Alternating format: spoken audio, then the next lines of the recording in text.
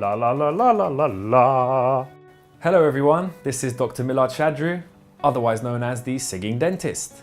And I'm very pleased to be working with Dentek on their national campaign, #TeethTalk. Poor oral hygiene can lead to lots of problems. Firstly, pain.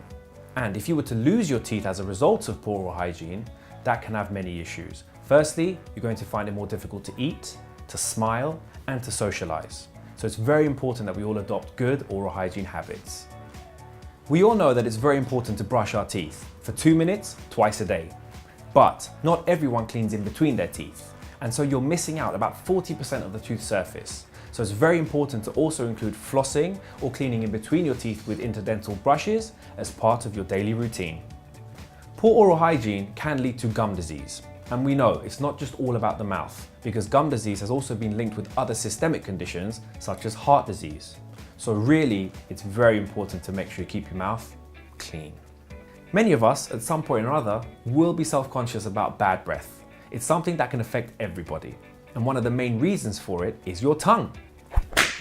In fact, 90% of bad breath comes from the bacteria on top of your tongue.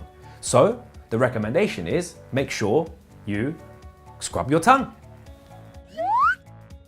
There are common mistakes that people make when they brush their teeth. Number one is not brushing for long enough. 2 minutes, twice a day is definitely the recommended amount. And secondly, it's the incorrect technique. So you have to make sure when you brush your teeth, you angle the brush up towards the gum so you can gently clean the gum margins as well as the teeth. And finally, the golden rule is spit, don't rinse.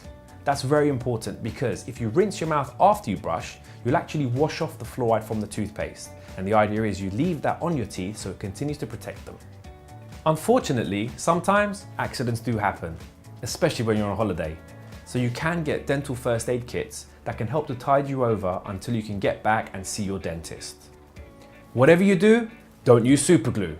I've seen it so many times, and then it can become an absolute nightmare for us as dentists to fix the problem if you've used super glue. So please stay away from it.